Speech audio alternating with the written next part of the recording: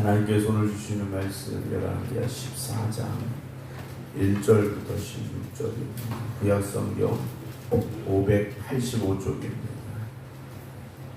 585쪽 열왕기하 14장 1절부터 16절입니다.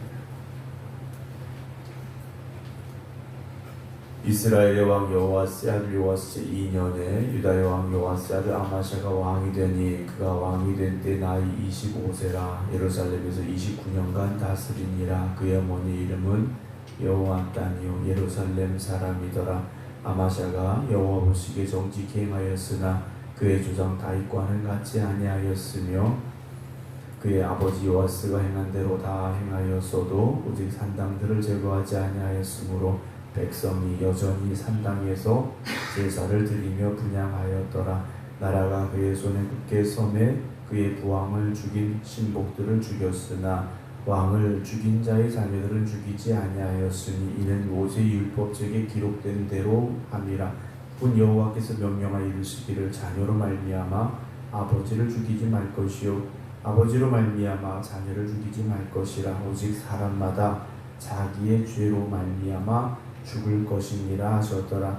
아마샤가 소금 골짜기에서 에돔 사람 10,000명을 죽이고 또 전쟁을 하여 셀라를 취하고 이름을 욕되리라 하였더니 오늘까지 그러하니라. 아마샤가 예후의 손자 여호와스의 아들 이스라엘의 왕 요아스에게 사자를 보내 이르되 오라 우리가 서로 대면하자 한지라.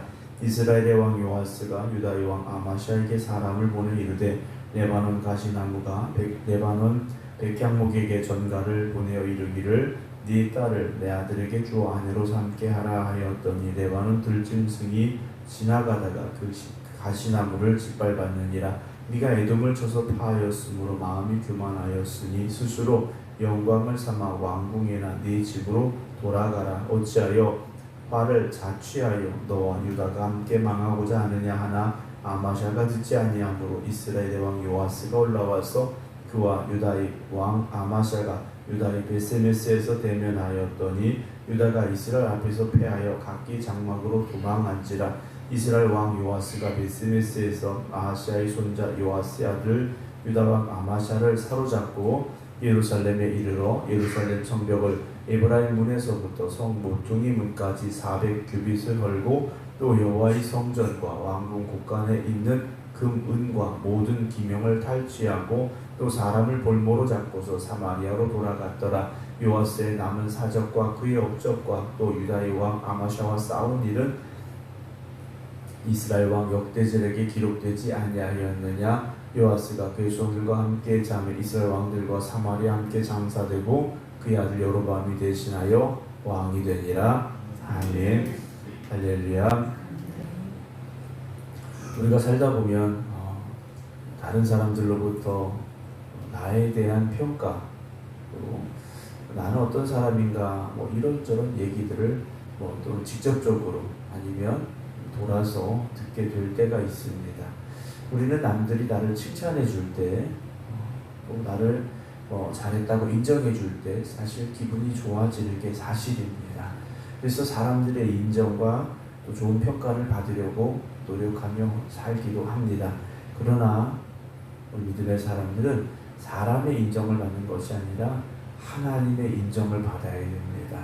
사람의 칭찬을 받는 것이 아니라 하나님의 칭찬을 받아야 됩니다. 어떤 말씀드렸으면 사람의 칭찬을 받으려고 열심히 노력하면 칭찬받을 수 있습니다. 하나님의 칭찬을 받을 때는 겉으로만 우리가 그럴듯하게 꾸며서는 되는 게 아니지 않습니까? 사람들은 겉으로 보여지는 것을 인정하고 칭찬합니다. 그러나 하나님은 우리의 중심을 보고 계시기 때문에 정말 우리가 거듭나고 변화되고 새로워지지 않으면 하나님께 인정받지 못한다라는 것이죠. 오늘 이제 14장 1절 보게 되면 이스라엘 왕 여호와스의 아들 요아스 제2년에 유다의 왕 요아스의 아들 즉 남유다입니다. 남유다의 아마샤가 이제 왕이 되게 되는데 2절 보면 나이 25세에 왕이 되었고 29년간 다스렸습니다. 나름대로 오랜 기간 동안 통치를 했었고요. 또 어머니 이름은 여호아단이요 예루살렘 사람이더라 라고 되어 있습니다. 이제 그 다음에 그에 대한 평가가 나오는데요. 3절 보면 아마샤가 여호와 보시기에 정직히 행하였으나, 그러니까 하나님 보시기에 정직히 행하기는 했습니다. 그런데 그의 조상 다윗과는 같지 않았다라고 되어 있죠. 하나님 보시기에 정직히 행하였고 다윗과 같은 길을 걸어갔다라고 되어 있으면 얼마나 좋았겠습니까? 그런데 하나님 보시기에 정직히 행하였지만 그의 조상 다윗과는 같지 않았다라고 그에 대한 평가가 나와 있다라는 거죠. 더 나아가서 그의 아버지 요아스가 행한 대로 다 행하였어도 오직 산당들을 제거하지 아니하였다라고 되어 있습니다. 물론 우리가 100% 완벽할 수 있느냐, 어려울 수 있겠죠. 어렵습니다. 그러나 하나님 보시기에 정말 완전함을 향해 나아갈 수 있는 저와 여러분들의 믿음의 열심과 노력이 있기를 주의 이름으로 부탁합니다. 나는 여기까지야. 난 더 이상은 못해. 이건 우리를 보는 기준을 가지고 있기 때문이라는 거죠. 내가 내 한계를 정해 놓았기 때문이라는 겁니다. 그 이상을 할 수 있음에도 불구하고 난 여기까지밖에 아닌 것 같아. 난 여기까지밖에 못해. 라는 그런 제한을 두지 마시고 하나님의 기준에 맞추어서 내가 변화되고 또 그런 믿음의 삶을 살아가려고 힘쓰시기 바랍니다. 하나님이 기뻐하시는 삶을 살려고 결심했다면 그렇게 살아야 되죠. 하나님이 기뻐하시는 삶을 살기로 결심했다고 하면서 내 기준에 맞춰서 살고 내 힘은 여기까지야. 내 능력은 여기까지야. 그렇게 생각한다면 우리는요 하나님의 기쁨이 되는 삶을 살아가기가 참 어렵습니다. 하나님의 기준에 맞춰보시기 바랍니다. 하나님의 말씀에 나를 맞춰보시기 바랍니다. 하나님께서 우리에게 주신 이 말씀은요 우리가 할 수 있기 때문에 주신 것이고 해야 하기 때문에 주셨다라는 거죠.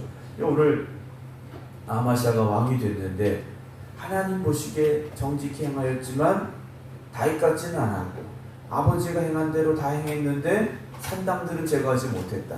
뭔가 부족하지 않습니까?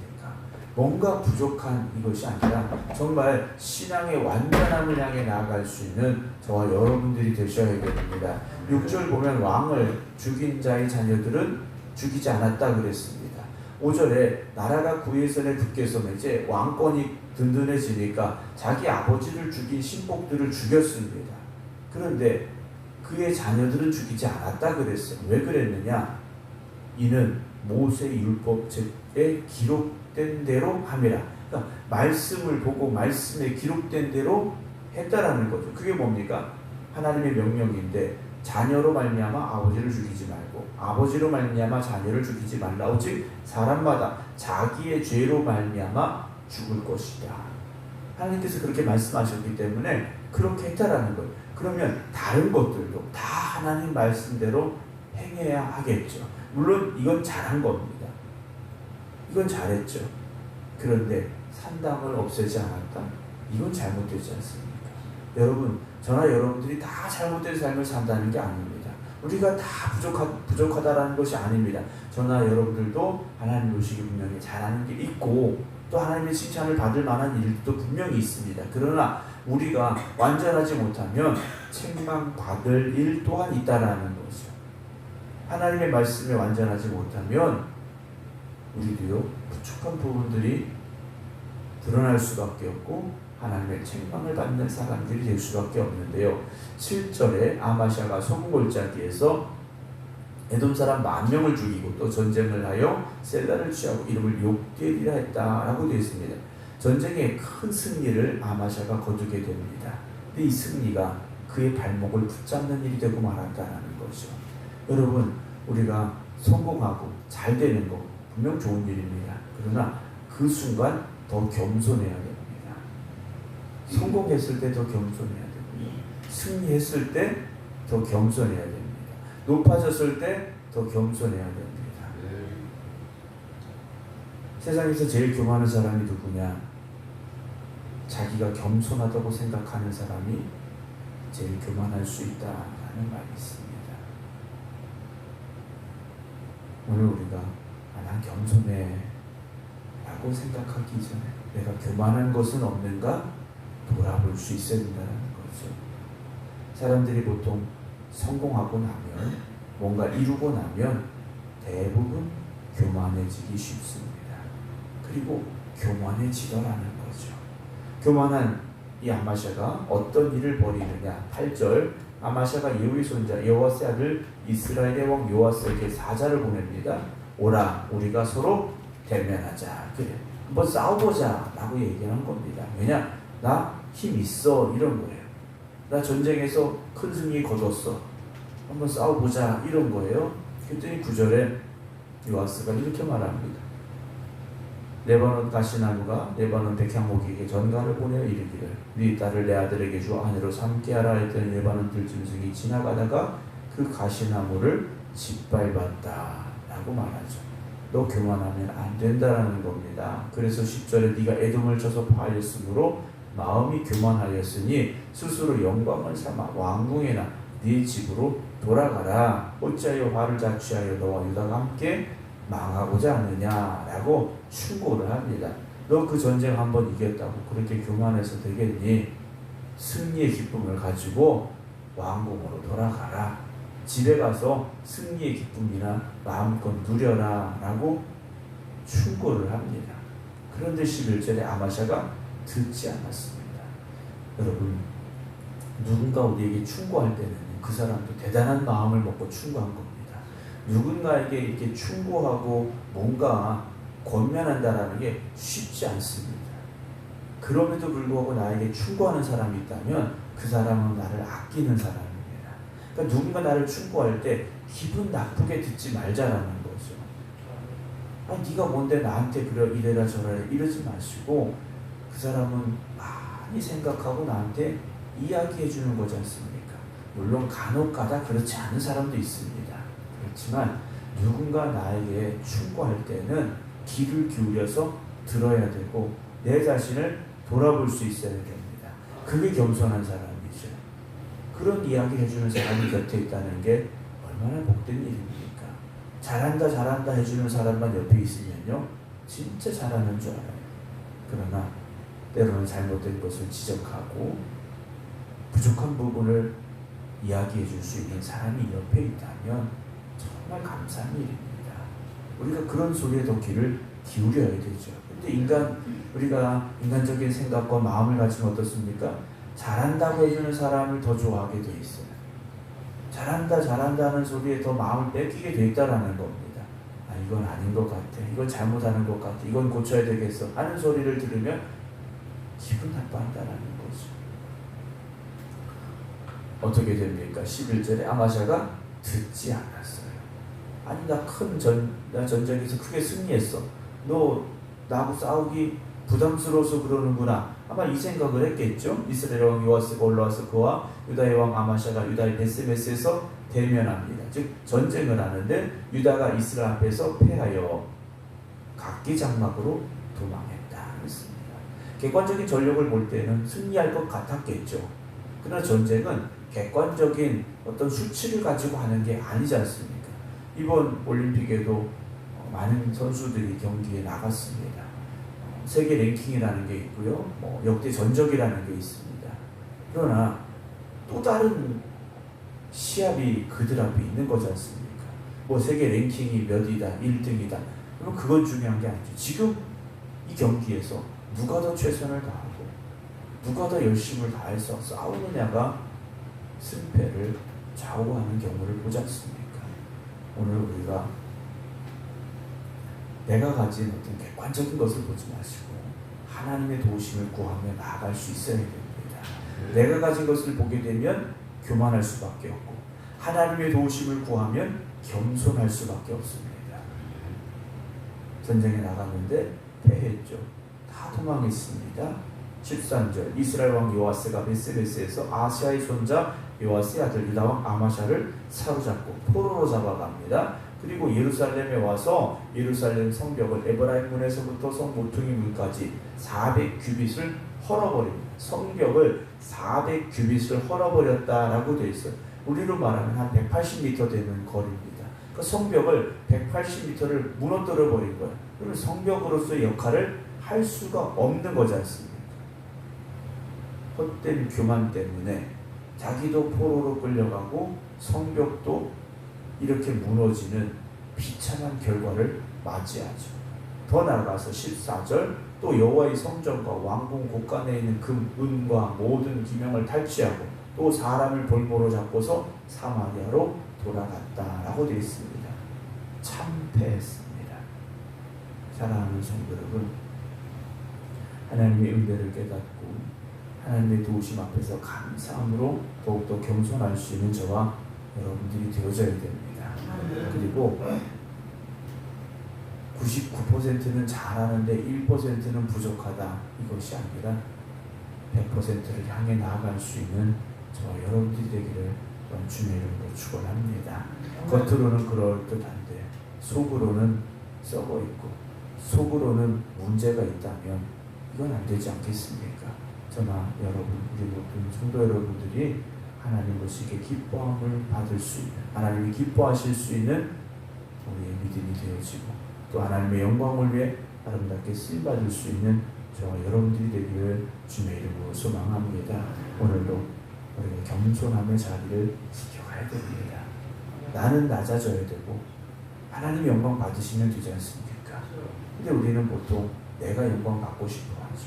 내가 높아지고자 한다라는 겁니다. 그러나 우리가 더 낮아지면 주님이 우리를 높여주실 것이고요.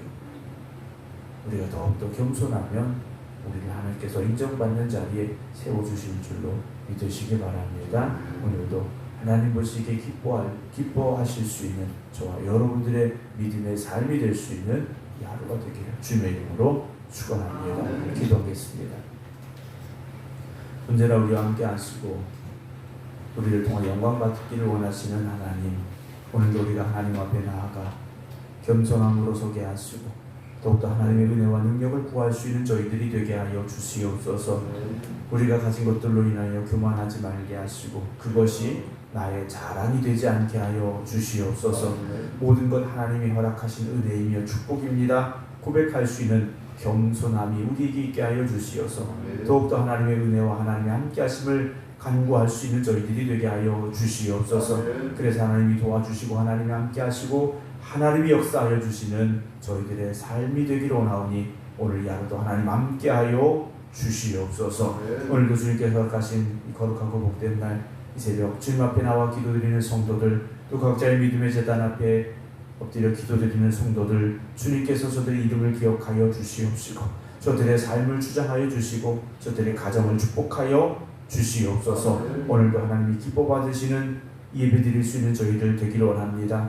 하나님이 기뻐 받으시는 예배자로서 오늘도 하나님 앞에 나아가길 원하오니 오늘도 우리를 정결하게 하여 주시옵소서.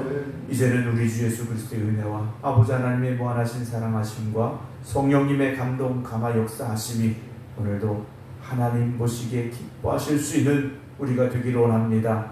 고백하며 기도드리는 모든 성도들 위해 이제부터 영원토록 함께 하시기를 간절히 축원하옵나이다. 아멘.